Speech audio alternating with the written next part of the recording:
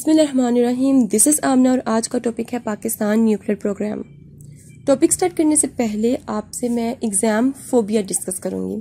बहुत से स्टूडेंट्स ऐसे होते हैं कि एग्जामिनेशन हॉल में उनको बहुत टेंशन हो रही होती है, स्वेटिंग हो रही होती है और उसी टेंशन में जो उन्हें आता भी होता है वो भी ख़राब कराते हैं। एग्ज़ाम आपको फेल या पास करने के लिए नहीं होते। एग्ज़ाम आपकी स्किल, आपकी कैपेबिलिटी को चेक करने के लिए होते हैं। एग्ज़ाम एक ऐसी चीज़ होती है जहाँ पे आपको बड़ी इज्जत दी जाती है। आपके लिए एक मैदान सजाया जाता है, आपके लिए कुर्सियाँ रखी जाती हैं, आप कुछ भी लिख सकते हैं, आप अपनी कैपेबिलिटी, अपनी स्किल को चेक कर सकते हैं, आप कितने इंटेलेक्चुअल माइंडेड हैं, आप वो लिख सकते हैं। वहाँ पे आप खुद को जज कर सकते हैं। लेकिन इंस्टेड ऑफ दैट बहुत से स्टूडेंट्स ऐसे होते हैं जिनको एग्ज़ाम फोबिया होता है। अब टेंशन क्यों होती है? सिंपल सी रीज़न है, जब हम रेगुलरली नहीं पढ़ते तो हमें टेंशन होती है। हम खुद को रोज ये कहते हैं I will do it tomorrow, और वो कल कभी भी नहीं आता और एग्जाम्स आ जाते हैं। एग्जाम के स्ट्रेस को किस तरह फिक्स किया जा सकता है, किस तरह ठीक किया जा सकता है, इसके कुछ स्टेप्स हैं।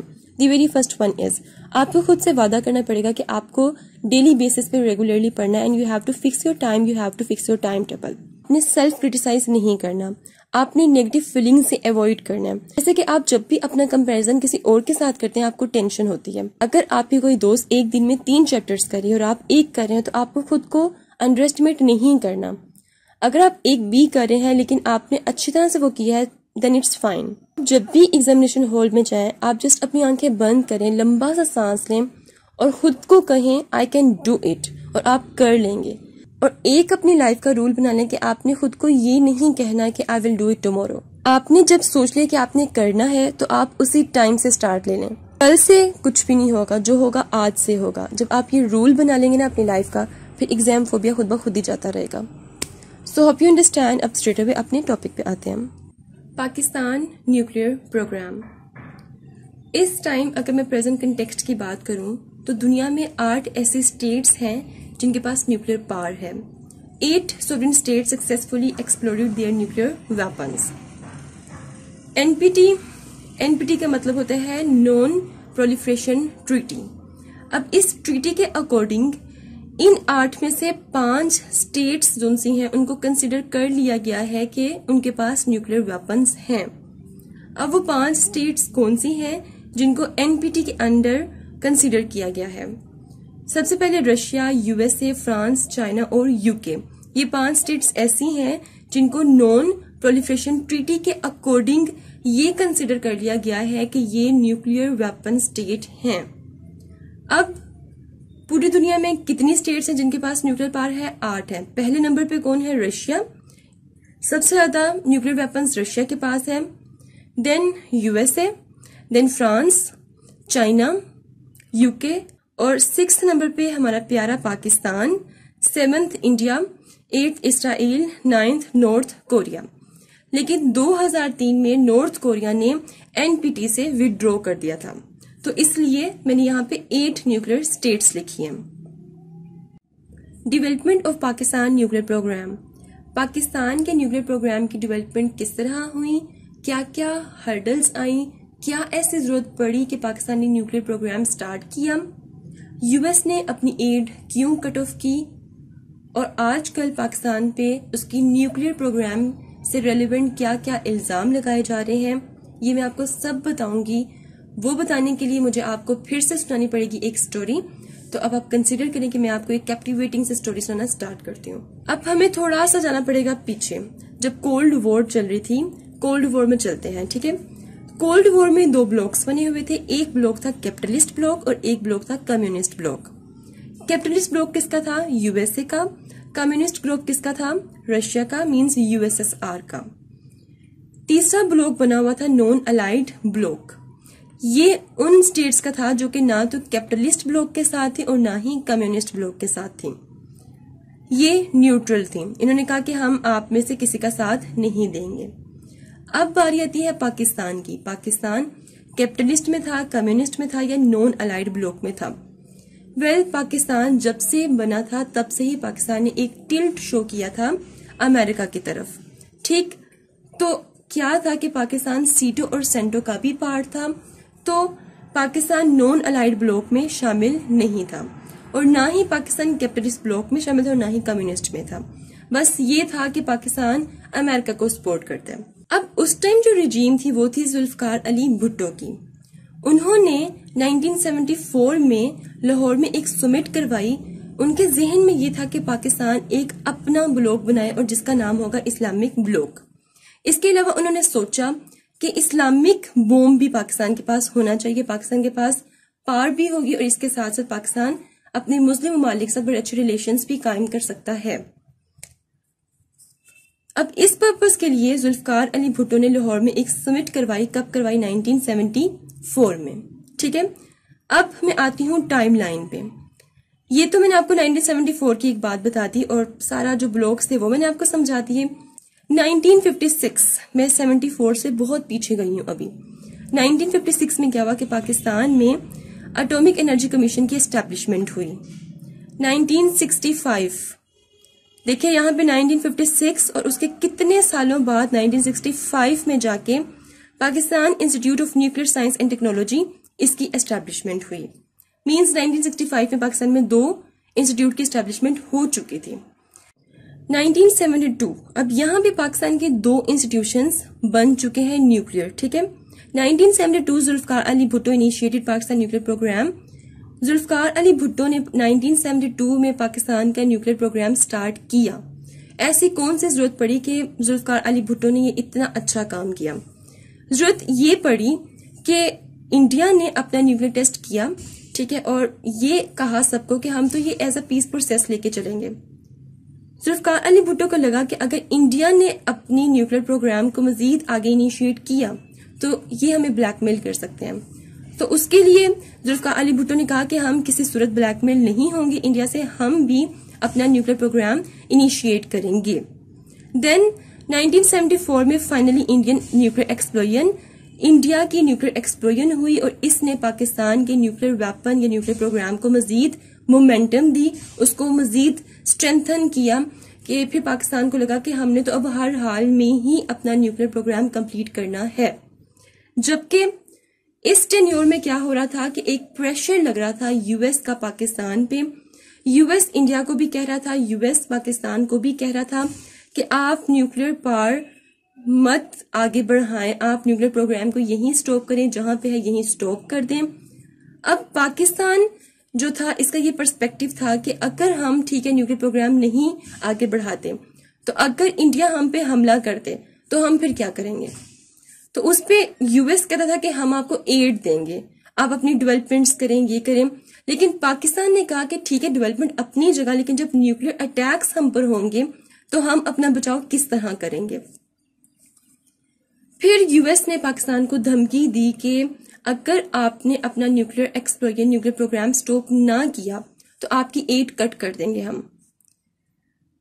फिर पाकिस्तान ने इंडिया से बात की कि आप ऐसा करें, आप भी अपना प्रोग्राम न्यूक्लियर प्रोग्राम रोक दें, हम भी अपना न्यूक्लियर प्रोग्राम रोक देते हैं, हम एक फ्री न्यूक्लियर जोन क्रिएट कर लेते हैं यहाँ पे। तो इंडिया ने कहा नहीं कि हम हर हाल में अपना न्यूक्लियर प्रोग्राम कंप्लीट करेंगे। फिर पाकिस्तान ने कहा कि ऐसे तो फिर ऐसे ही सही, हम भी अपना न्यूक्लियर प्रोग्राम कंप्लीट करेंगे। फिर क्या हुआ? 1975 में doctor Abdul Qadeer Khan accelerated Pakistan nuclear programme. फिर क्या हुआ कि डॉक्टर अब्दुल कदीर खान वाशिंगटन से पाकिस्तान आए, कुछ ड्राइंग्स उन्होंने जुल्फकार अली भुट्टो को दिखाई और न्यूक्लियर प्रोग्राम ऑफ पाकिस्तान में उन्होंने काम करना शुरू किया। फिर क्या हुआ? जुल्फकार अली भुट्टो की जो रजीम थी वो खत्म हो गई, उनको कत्ल कर दिया गया। कुछ कहते हैं उनको कत्ल किया गया, कुछ कहते हैं उनको फांसी दी गई। लेकिन ये भी बात फेमस है कि यूएस की बात ना मानने की वजह से उनको कत्ल किया गया। अब क्या सच है वो कुछ भी नहीं पता। देन 1979 ज़ियाउल हक रजीम, ज़ियाउल हक का दौर आ गया और इस दौर में पाकिस्तान पे यूएस ने कोई प्रेशर नहीं लगाया क्योंकि अब पाकिस्तान की यूएस को जरूरत थी। यूएस को लगा कि अगर हम अभी भी पाकिस्तान पे प्रेशर लगाएंगे तो हो सकता है पाकिस्तान हमारा साथ ना दे। अब यूएस को पाकिस्तान की ऐसी कौन सी जरूरत पड़ गई? 1979 में अफगानिस्तान इन्वेजन हुई थी। यूएसएसआर ने अफगानिस्तान में इन्वेजन कर दी और यूएस को ये बहुत अच्छी तरह से पता था कि अगर अब हमने पाकिस्तान को कुछ कहा तो वो हो सकता है हमारी मदद ही ना करें अफगानिस्तान से रशिया को निकालने में। तो आप ये समझें कि अब इस 1979 के टेन्योर में यूएस ने अपनी आंखें बंद कर ली पाकिस्तान के न्यूक्लियर प्रोग्राम से। तो उस दौरान पाकिस्तान अपने न्यूक्लियर प्रोग्राम पे काम करता रहा। फिर क्या हुआ कि 1985 में यूरेनियम प्रोडक्शन पाकिस्तान ने कर ली। 1986 में फिसाइल मटेरियल प्रोड्यूस्ड कर लिया अपने न्यूक्लियर प्रोग्राम के लिए, मतलब ऑलमोस्ट कंप्लीट हो चुका था पाकिस्तान का न्यूक्लियर प्रोग्राम। अब बात करते हैं 1986 के बाद 1987 में tension create between Pakistan and India. 1987 में पाकिस्तान और इंडिया में टेंशन क्रिएट हुई, हालात बहुत ज्यादा खराब हो गए थे। अब इस टाइम बेनजीर की हुकूमत थी, ठीक। फिर यूएस के पास कुछ उड़ती उड़ती खबरें गई और यूएस को ऐसा लगा कि ये ना हो कि दोनों स्टेट्स न्यूक्लियर वेपन्स का यूज कर लें। उसने अपने एम्बेसडर को पाकिस्तान भेजा और पाकिस्तान ने टोटली डिनाई कर दिया कि ऐसा तो कुछ भी नहीं है, हम क्यों न्यूक्लियर वेपन यूज करेंगे। देन उनका एम्बेसडर इंडिया गया और इंडिया ने भी डिनाई किया कि नहीं, ऐसा कुछ भी नहीं है। यूएस ने दोनों पे सैंक्शंस लगाने की धमकियां दी, तो हालात कुछ नॉर्मल हुए। 1998 में फाइनली क्या हुआ, जब मियां साहब की हुकूमत थी, नवाज शरीफ की हुकूमत थी, तो नवाज शरीफ की हुकूमत में नवाज शरीफ पे एक्सट्रीम प्रेशर था, एक्सट्रीम प्रेशर कि आपने अपने न्यूक्लियर टेस्ट नहीं करने हैं। लेकिन नवाज शरीफ को भी नजर आ रहा था कि इंडिया हमें ब्लैकमेल करेगा, तो उनको लगा कि नहीं, न्यूक्लियर टेस्ट तो होने चाहिए। अब नवाज शरीफ के पास एक ऑप्शन ये भी था कि वो सिंपल यूएस से एड के पैसे लेता और अपने इकोनॉमिक डेवलपमेंट पे लगाया था, कुछ खुद खा लेते।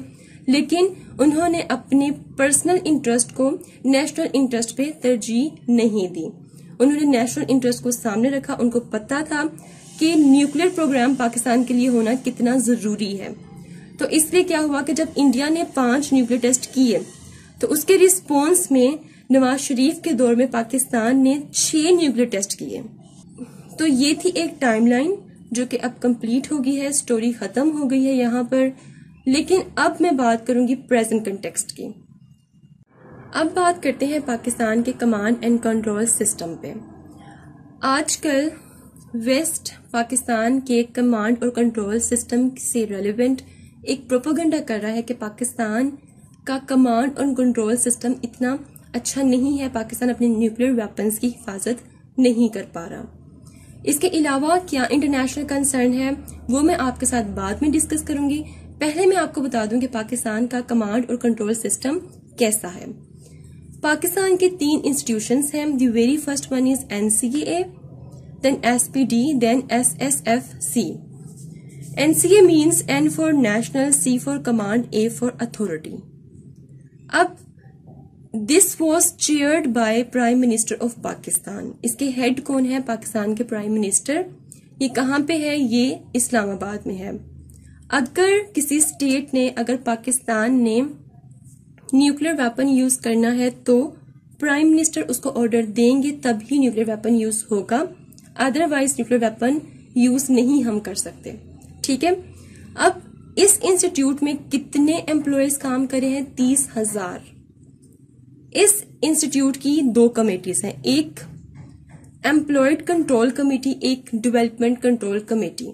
इसकी कुछ रिस्पॉन्सिबिलिटीज हैं। क्या रिस्पॉन्सिबिलिटी है? इसकी रिस्पॉन्सिबिलिटी ये है कि न्यूक्लियर वेपन को कब और कहाँ यूज करना है। इसके अलावा रिसर्च एंड डेवलपमेंट, इसके अलावा किस तरह न्यूक्लियर वेपन को सेव रखना है, ये सब इस इंस्टीट्यूशन की रिस्पॉन्सिबिलिटी है। देन दूसरा इंस्टीट्यूट कौन सा है? SPD, S for strategic, P for plan and D for division. अब इस इंस्टीट्यूट में एटॉमिक एनर्जी मिनिस्टर और ISI मिलके काम करते हैं। इस इंस्टीट्यूट का जो मेन मकसद है वो है न्यूक्लियर वेपन्स को हिडन रखना, छुपा कर रखना। आपसे पूछूं कि क्या आपको पता है कि पाकिस्तान के न्यूक्लियर वेपन्स कहाँ पड़े हुए हैं? ऑफ कोर्स नोट, क्योंकि इस इंस्टीट्यूट ने इतना अच्छा काम किया है कि किसी को पता ही नहीं कि पाकिस्तान के न्यूक्लियर वेपन्स कहाँ पड़े हैं, ताकि किसी की भी एक्सेस वहां तक ना हो सके। Then SSFC, S for services, S for strategic, F for force and C for command. अब इसका काम क्या है कि जब न्यूक्लियर वेपन्स को ट्रांसपोर्ट करना होता है तब ये बहुत अहम रोल प्ले करता है। मतलब किस तरह सीक्रेटली न्यूक्लियर वेपन्स को एक जगह से दूसरी जगह ट्रांसपोर्ट करना है, किस तरह ट्रांसफर करना है, वो सब इस इंस्टीट्यूट की रिस्पॉन्सिबिलिटी होती है। इसके अलावा इस अदारे की ये भी रिस्पॉन्सिबिलिटी है कि ये देखे कि किस इंसान पे यकीन करना है और किस पे नहीं। अगर किसी को इस इंस्टीट्यूट का हिस्सा बनाना है तो पहले चेक किया जाता है क्या वो इस काबिल है, क्या उस पे एतबार किया जाए या फिर ना किया जाए। एनसीए का इसके अलावा क्या रोल है? एनसीए का रोल ये है कि पॉलिसी फॉर्मुलेशन होती है, डिसीजन मेकिंग होती है। ये सबसे इंपॉर्टेंट अदारा है इन तीनों में से। इसके हेड कौन है? Prime minister of Pakistan. देखिए, इतना स्ट्रॉन्ग किस्म का पाकिस्तान का कंट्रोल एंड कमांड सिस्टम है, लेकिन उसके बावजूद वेस्ट हम पे ये इल्जाम लगाता है कि हम अपने न्यूक्लियर वेपन्स की हिफाजत नहीं कर सकेंगे। अब कुछ पिलर्स हैं पाकिस्तान के कमांड एंड कंट्रोल सिस्टम की, वो देखते हैं। पाकिस्तान का कमांड एंड कंट्रोल बहुत ही स्ट्रॉन्ग है। Number 2, multi layered defence. Pakistan का डिफेंस जो सा है वो मल्टी लेयर्ड है। मींस ऐसा नहीं है कि जहां पे पाकिस्तान के न्यूक्लियर वेपन्स पड़े हैं वहां पे सिर्फ एक ही तरह की सिक्योरिटी है। मल्टी लेयर्ड डिफेंस सिस्टम है, बहुत सी सिक्योरिटी ने उसको सिक्योर किया हुआ है। Number 3, accurate regime for nuclear safety. इसके अलावा न्यूक्लियर की सेफ्टी के लिए पाकिस्तान के पास एक एक्यूरेट किस्म की रेजीम है और एक कंप्रिहेंसिव एक्सपोर्ट रेजीम है, ताकि बहुत ही सेफ तरीके से पाकिस्तान के वेपन्स एक से दूसरी जगह ट्रांसफर किए जा सकें। एक से दूसरी जगह का मतलब ये नहीं है कि किसी और मुल्क में, इसका मतलब ये है कि पाकिस्तान में ही जगह चेंज कर देना, ठीक है। तो नंबर 5, इंटरनेशनल कोऑपरेशन। इसके अलावा पाकिस्तान को इंटरनेशनल ऑब्लिगेशन भी मुहैया है। तो इस सब से आपको क्या अंदाजा हुआ कि पाकिस्तान का कमांड एंड कंट्रोल सिस्टम बहुत अच्छा है। पाकिस्तान अपनी न्यूक्लियर वेपन्स की हिफाजत बहुत अच्छी तरह से कर रहा है। किसी की भी पाकिस्तान के न्यूक्लियर एसेट्स और पाकिस्तान के न्यूक्लियर आर्सेनल्स तक एक्सेस नहीं हो सकती है। पाकिस्तान के पास एक स्ट्रॉन्ग किस्म का कंट्रोल एंड कमांड सिस्टम है और ये जो हम पे इल्जाम लगाया जा रहा है ये बिल्कुल बिल्कुल गलत है। अब देखते हैं कि पाकिस्तान पे बहुत सवेयर किस्म का जो इल्जाम लगाया गया था पाकिस्तान के न्यूक्लियर प्रोग्राम से रेलिवेंट वो कौन सा था।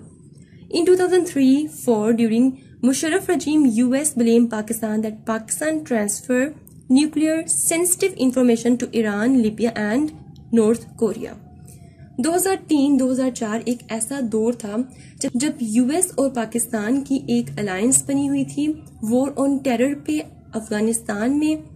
तब यूएसए ने पाकिस्तान पे एक बहुत सुवियर किस्म का इल्जाम ये लगाया कि पाकिस्तान के जो न्यूक्लियर साइंटिस्ट हैं डॉक्टर अब्दुल कदीर खान, उन्होंने पाकिस्तान के न्यूक्लियर प्रोग्राम की बहुत सी सेंसिटिव इंफॉर्मेशन ईरान, लीबिया और नॉर्थ कोरिया को दी हैं।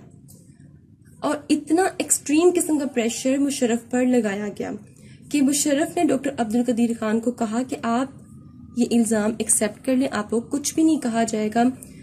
तो डॉक्टर अब्दुल कदीर ने कहा कि ठीक है, मैं अपनी कौम के लिए, मैं अपने मुल्क के लिए सेक्रीफाइस करूंगा। उन्होंने एडमिट किया। फिर क्या हुआ कि डॉक्टर अब्दुल कदीर खान को उनके अपने ही घर में रिजर्व कर दिया गया। और आजकल वो क्या कर रहे हैं, आजकल मतलब इतने बड़े नेशनल हीरो होने के बावजूद वो आजकल इस्लामिक कॉलम्स जस्ट न्यूज़पेपर में लिख रहे हैं। पाकिस्तान में देखूं कि पाकिस्तान में क्या पर्सपेक्टिव है न्यूक्लियर प्रोग्राम से रिलेवेंट, तो मैं ये कहूंगी कि 3 हीरो हैं हमारे पाकिस्तान के न्यूक्लियर प्रोग्राम के। The very first one Zulfikar Ali Bhutto, उन्होंने पाकिस्तान का न्यूक्लियर प्रोग्राम स्टार्ट किया। सेकंड नवाज शरीफ, जिन्होंने अपने पर्सनल इंटरेस्ट को एक साइड पे फेंक के नेशनल इंटरेस्ट को सामने रखा और इंडिया के रिस्पॉन्स में 6 न्यूक्लियर टेस्ट करवाए, बहुत बड़ी बात थी। तीसरे हमारे डॉक्टर अब्दुल कदीर, ये तीनों हमारे मुल्क के नेशनल हीरो हैं, लेकिन तीनों के साथ ही बहुत बुरा हुआ। कैसे? जुल्फिकार अली भुट्टो को कत्ल कर दिया गया, नवाज शरीफ जेलों के चक्कर खा रहे हैं और डॉक्टर अब्दुल कदीर खान की इतने बड़े नेशनल हीरो होने के बावजूद वो जस्ट न्यूज़पेपर में इस्लामिक कॉलम्स लिख रहे हैं। अब हम देखते हैं कि इंटरनेशनल कंसर्न्स क्या हैं पाकिस्तान के न्यूक्लियर प्रोग्राम पे। ड्यूरिंग ओबामा एडमिनिस्ट्रेशन, जब ओबामा के टेन्योर का आखिरी साल था तो उसने पाकिस्तान पे एक्सट्रीम किस्म का प्रेशर लगाया और पाकिस्तान से कहा कि ये जो आपके शॉर्ट रेंज वेपन्स हैं और ये जो आपके लॉन्ग रेंज वेपन्स हैं इनको सीज कर दें, इनको स्टॉप कर दें। आप जो फिसाइल मटेरियल्स बनाई जा रहे हैं अपने न्यूक्लियर वेपन्स के लिए, आप उसे स्टॉप करें। But Pakistan firmly rejected. Pakistan ने कहा कि हम नहीं रुक सकते। क्यों नहीं रुक सकते? क्योंकि हम अपनी न्यूक्लियर पावर को as a minimum deterrence use कर रहे हैं, लेकिन हमारा जो नेबर है वो बहुत बिलिग्रेंट है, वो न्यूक्लियर कोल्ड डॉक्ट्राइन को फॉलो करता है। तो हमें इंडिया के मुकाबले के लिए अपने आप को हर टाइम तैयार करना पड़ेगा, अपने न्यूक्लियर वेपन्स को अप टू डेट रखना पड़ेगा। Number 2, under Trump administration. अब ट्रम्प आजकल के दौर में पाकिस्तान पे क्या क्या इल्जाम लगा रहा है, पाकिस्तान पे किस तरह की प्रोपेगेंडास उठा रहा है, वो देखते हैं। Non cooperative on proliferation issue. Trump कहता है कि पाकिस्तान बहुत नॉन कोऑपरेटिव है प्रोलिफरेशन इशू में, मतलब पाकिस्तान अपने वेपन्स नॉन न्यूक्लियर स्टेट को ट्रांसफर कर रहा है, जबकि ऐसा नहीं है। पाकिस्तान खुद इस चीज के बहुत खिलाफ है। Number 2, label Pakistan as a terror state. Pakistan को लेबल किया गया है कि पाकिस्तान एक टेरर स्टेट है, सेफ हेवन है, किसके लिए? फॉर टेररिज्म के लिए। लेकिन ऐसा बिल्कुल भी नहीं। पाकिस्तान ने अपना बहुत सा पैसा लगाया है टेररिज्म को कम्बैट करने के लिए। Short external campaign against Pakistan arsenals under IAEA। अब IAEA बेसिकली क्या है? ये एक एजेंसी है, इंटरनेशनल एटॉमिक एनर्जी एजेंसी। ये दुनिया के जितने भी न्यूक्लियर अफेयर्स हैं उनको डील करती है। अब जो ट्रम्प है वो इसके अंडर, इस एजेंसी के अंडर एक एक्सटर्नल कैंपेन स्टार्ट करेगा। किसके अगेंस्ट? पाकिस्तान के न्यूक्लियर आर्सनल्स, न्यूक्लियर एसिड्स के अगेंस्ट। और ये कहेगा कि पाकिस्तान से उसके न्यूक्लियर वेपन संभाले नहीं जा रहे, जो कि पूरी दुनिया के लिए क्या है? खतरा है। और ये जो एजेंसी है ये कब बनी थी, कब एस्टैब्लिश हुई थी? 1957 में ये एस्टैब्लिश हुई थी। Loss of control over nuclear acids. अब ट्रम्प ये भी प्रोपेगेंडा कर रहा है कि खुदा ना खास्ता अगर पाकिस्तान में कोई सिविल वॉर होती है तो उसमें पाकिस्तान अपने न्यूक्लियर वेपन्स पे कंट्रोल खो देगा। लेकिन ऐसा कुछ भी नहीं होगा। पाकिस्तान का कंट्रोल एंड कमांड सिस्टम मैं आपको ऑलरेडी बता चुकी हूँ कि कितना स्ट्रॉन्ग और मल्टी लेयर्ड डिफेंस है। Militant group can access nuclear weapons. अब वो कहता है कि हो सकता है कोई मिलिटेंट ग्रुप, कोई ऐसा पर्सन जो बाहर से आए और किसी तरह पाकिस्तान की न्यूक्लियर तक एक्सेस कर ले। जैसे कि वो कहता है कि नॉन स्टेट एक्टर्स जोन से हैं, जैसे कि अलकायदा, दाइश, कहता है कि ये इजीली पाकिस्तान के न्यूक्लियर वेपन्स तक एक्सेस कर सकते हैं। मींस वो इनडायरेक्टली ये कह रहा है कि पाकिस्तान के पास न्यूक्लियर वेपन्स तो हैं, लेकिन पाकिस्तान को अपने न्यूक्लियर वेपन्स संभालने नहीं आ रहे हैं। लेकिन ऐसा कुछ भी नहीं है। पाकिस्तान बहुत अच्छे वे में अपने न्यूक्लियर वेपन्स को सिक्योर करके बैठा हुआ है और पाकिस्तान खुद प्रोलिफरेशन के बहुत खिलाफ है। किसी भी स्टेट को ये नहीं देगा, अपनी सेंसिटिव इंफॉर्मेशन लीक नहीं करेगा और पाकिस्तान एक पीस लविंग कंट्री है। अब मैं आपसे एक क्वेश्चन करती हूँ, are Pakistan nuclear weapon safe? क्या पाकिस्तान के न्यूक्लियर वेपन सेफ हैं? आप मुझे इसका कमेंट में आंसर दें। और मेरे ख्याल से तो बिल्कुल सेफ है। ये बिल्कुल एक प्रोपेगेंडा है पाकिस्तान के खिलाफ, पाकिस्तान का इमेज खराब करना पूरी दुनिया के सामने। And the last segment is strategic measures. अब पाकिस्तान पे जो इतने सुवेर किस्म के इल्जाम लगाए जा रहे हैं, पाकिस्तान किस तरह इसे खत्म करे, कैसे पूरी दुनिया को प्रूव करे कि ऐसा कुछ भी नहीं है, पाकिस्तान पीस लविंग कंट्री है। The very first one is dispersal and disclose nuclear asset location.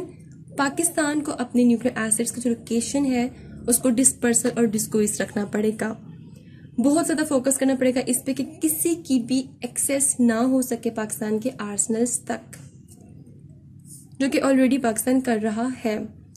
Number 2, support from China. Pakistan को चाहिए कि चाइना से सपोर्ट ले। क्यों? क्योंकि चाइना के पास एक वीटो पावर है। चाइना उसकी मदद से पाकिस्तान को डिफेंड कर सकता है इंटरनेशनल कम्युनिटी में। Then number 3, wash away label. Pakistan पे जो लेबल लग चुके हैं कि पाकिस्तान एक टेरर कंट्री है, टेररिज्म को सपोर्ट करती है। जब भी जहां भी पाकिस्तान का नाम आता है तो हमेशा लोगों के ज़हनों में आता है कि पाकिस्तान एक टेरर कंट्री है। क्यों? क्योंकि इंडियन मीडिया और वेस्ट मीडिया ने पूरी दुनिया में यही सेपरेट कर दिया गया है। तो सबसे पहले पाकिस्तान ने ये जो लेबल लगा हुआ है इसको वॉश अवे करना है। किस तरह करना है? इंटरनेशनल कम्युनिटी में मोबिलाइज करना है, वहां जाके अपने हक में बोलना है और इस तरह से बोलना है कि लोग आपकी बात पर यकीन करें, ठीक है। Then reverse public perspective. अब जो मीडिया ने पाकिस्तान का जो इमेज है वो खराब किया हुआ है, तो पब्लिक पर्सपेक्टिव को रिवर्स करने की जरूरत है। Then number 4 diplomatic measures. Pakistan को इंडिया के साथ कुछ डिप्लोमेटिक मेजर्स करने पड़ेंगे। दोनों अगर ये डिसाइड कर लें पाकिस्तान और इंडिया कि हम अपने न्यूक्लियर वेपन्स को कम से कम यूज करेंगे, हम अपनी मिलिट्री एक्सरसाइज को कम करेंगे, हमारे जितने भी ट्रॉप्स हैं हम उनकी ट्रांसपेरेंसी करेंगे, हम उन पे नजर रखेंगे, तो बहुत हद तक पाकिस्तान का इमेज भी अच्छा हो सकता है। और इसके साथ साथ क्या होगा कि जो साउथ एशिया है यहाँ पे स्ट्रेटेजिक स्टेबिलिटी भी डेवलप हो सकती है। लेकिन डिप्लोमेटिक मेजर्स तब ही पॉसिबल है अगर इंडिया हमारा साथ दे। इंडिया किसी सूरत पाकिस्तान के साथ खड़ा नहीं होना चाहता। Then 5th US support Pakistan for NSG membership. NSG basically क्या है? न्यूक्लियर सप्लायर एक ग्रुप है, आउटसाइड न्यूक्लियर रेजीम है, एक तरह से न्यूक्लियर प्रोलिफरेशन को प्रिवेंट करती है। एक न्यूक्लियर स्टेट से नॉन न्यूक्लियर स्टेट में कोई इक्विपमेंट, कोई टेक्नोलॉजी ट्रांसफर ना हो, इस पे नजर रखती है। पाकिस्तान यूएस की मदद से NSG का मेंबर बन सकता है। आजकल इंडिया बहुत कोशिश कर रहा है कि किसी तरह NSG का वो मेंबर बन जाए, और यूएस भी इंडिया को उतना ही सपोर्ट कर रहा है कि किस तरह इंडिया NSG का पार्टनर मेंबर बन जाए। तो पाकिस्तान इस तरह से यूएस के साथ अपने रिलेशन, जो एक स्ट्रेन है इनके रिलेशन में, स्ट्रेन को खत्म करे और रिलेशंस इस तरह के बनाए कि यूएस जिस तरह इंडिया को डिफेंड कर रहा है बिल्कुल उसी तरह पाकिस्तान का भी साथ दे और उसको भी NSG की मेंबरशिप में हेल्प करें। वेल, ये था all about Pakistan nuclear programme. Hopefully आपको समझ आई होगी। नहीं समझ आई तो आप कमेंट्स में मुझसे पूछ सकते हैं। मिलते हैं नेक्स्ट हॉट इशू के साथ। अंटिल देन मुझे अपनी दुआ में याद रखें। Stay tuned and Allah Hafiz.